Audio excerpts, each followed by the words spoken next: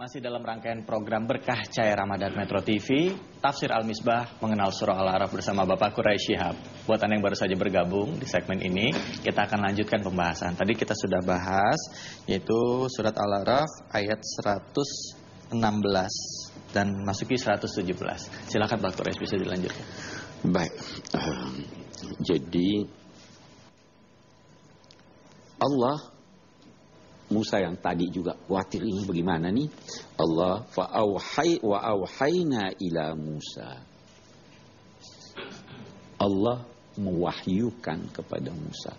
Wahyu itu adalah informasi yang cepat. Wahyu, informasi cepat, isyarat cepat. Tidak ketahuan oleh siapa-siapa. Itu namanya wahyu. Informasi Allah kepada Nabi itu dinamai wahyu karena dia sangat cepat bagaikan kilat. Fa auhayna ila Musa an alqi asaka. Wahai Musa, letakkan atau lemparkan tongkatmu. Fa idza, maka tiba-tiba tongkat itu menelan kebohongan mereka. Ya. Ma yafikun, ifik itu terbalik. Kebohongan itu pemutar balikan fakta. Tiba-tiba tongkat itu menelan apa yang mereka putar balikan itu atau sihir mereka itu. Fawaqa al-haqqu wa batala ma kanu ya'malun. Ketika itu waqa'a. Waqa'a itu punya arti banyak. Waqa'a itu bisa berarti terjatuh. Bisa juga berarti kejadian yang nyata. Nah, hak kebenaran ketika itu jatuh menimpa semua kebohongan. Ya kan? Hak benar. Bisa juga ketika itu terjadilah kenyataan. Apa kenyataan itu? Bahwa tongkat Nabi Musa menelan ular-ular ini. Itu nyata atau sihir? Itu nyata, waqa'al haqqu, maka nyatalah kebenaran itu.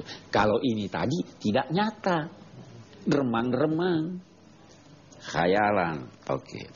Fahulibu hunalika wanqalabu saghirin. Ketika itu semua penyihir itu terkalahkan di sana, di tempat perayaan, di tempat pertandingan itu, dan berbaliklah mereka dari angkuh tadinya menjadi orang-orang yang hina, yang kecil, yang tidak berarti. Itu saya kira ayat kita. Silahkan yang mau bertanya. Terima kasih banyak Pak Quraish Shihab.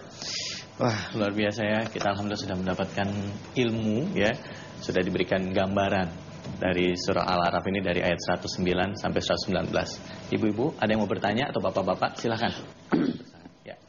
Assalamualaikum warahmatullahi wabarakatuh. Waalaikumsalam warahmatullahi wabarakatuh. Nama saya Wiwin.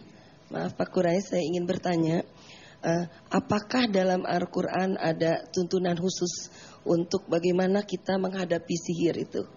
Dan bagaimana akibatnya dari sihir itu? Dan banyak juga sekarang tayangan-tayangan dalam TV yang sihir gitu ya, marak sekali.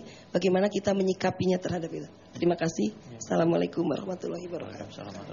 Satu pertanyaan tapi isinya ada 3. Silakan. Yang pertama, tidak ada sesuatu yang terjadi kecuali atas izin Allah. Itu nomor satu. Kalau Allah tidak izinkan, tidak terjadi. Nah, karena itu kalau mau menangkal sihir, minta bantuan Allah. Minta bantuan Allah. Nah, salah satu yang diajarkan Al-Quran adalah membaca Qul a'udzu birabbil falaq. Itu salah satu yang diajarkan. Itu katanya Nabi tadinya seringkali memohon perlindungan dengan berbagai redaksi. Ini kata Sayyidah Aisyah. Tapi begitu turun Qul a'udzu birabbil falaq dan Qul a'udzu birabbin nas, Nabi tidak lagi membaca apa-apa kecuali itu. Apalagi di Qul a'udzu birabbil falaq min syarri ma khalaq wa min syarri ghasiqin idza waqab wa min syarri naffasati fil 'uqad.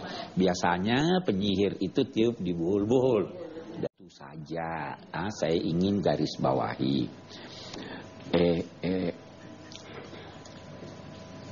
Keberhasilan suatu bacaan itu ditentukan oleh dua faktor.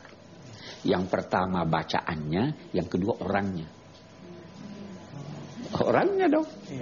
Maksudnya gimana tuh Pak? Orangnya dia tulus, dia rendah diri. Bagaimana cara berdoa? Iya. Tapi kalau cuma baca begitu aja, bacaannya udah bener, orangnya nggak bener. Bisa jadi orangnya bener, bacaannya nggak bener. Jadi itu cara menangkalnya ya.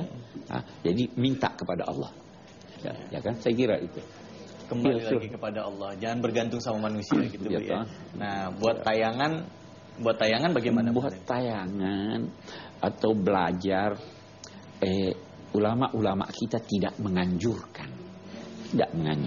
Karena ini tadi bahayanya kan ada, ya. Tetapi mereka juga tidak mengharamkan. Karena apa? Kalau belajar ya, ada orang berkata, saya mempelajari keburukan supaya saya terhindar dari keburukan.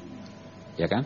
Araftu syarra la li syarri lakin li tawaqqihi. Siapa yang tidak tahu keburukan, bisa-bisa dia terjerumus ke sana.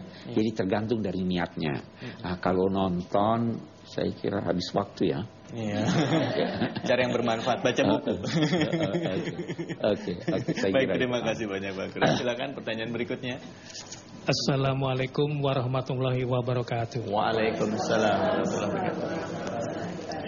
Pak Ustadz, saya ingin bertanya mengenai Al-A'raf ini diturunkan.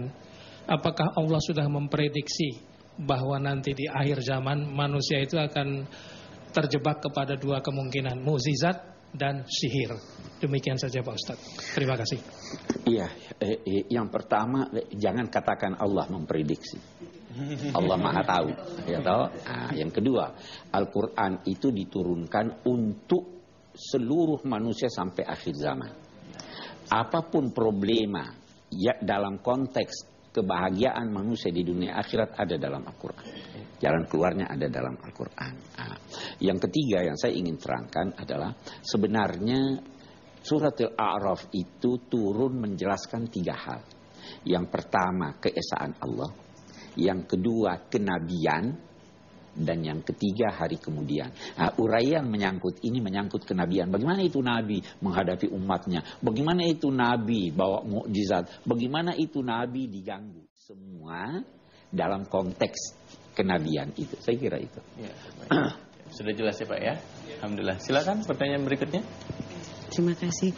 Assalamualaikum warahmatullahi wabarakatuh. Waalaikumsalam. Pak Kurais, saya pernah mendengar bahwa Nabi Muhammad pernah terkena sihir. Nah, kalau mendengar cerita ini, apakah memang sangat sulit bagi kita untuk terhindar dari sihir? Bahkan seorang Nabi pun bisa terkena. Terima kasih. Memang ada riwayat menyatakan Nabi Muhammad terkena sihir. Ada riwayat itu. Tetapi ada ulama menolak, tidak mungkin. Ya tahu tidak mungkin. Syekh Muhammad Abdul itu menolak. Tak ada itu masa. Kalau Nabi Muhammad kena sihir lantas bagaimana ini Quran?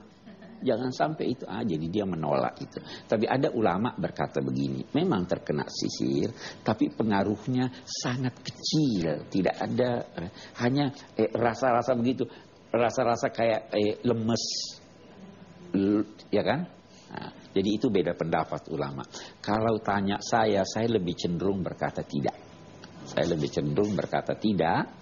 Atau paling tidak kita katakan ya pengaruhnya hampir tidak ada. Saya kira begitu.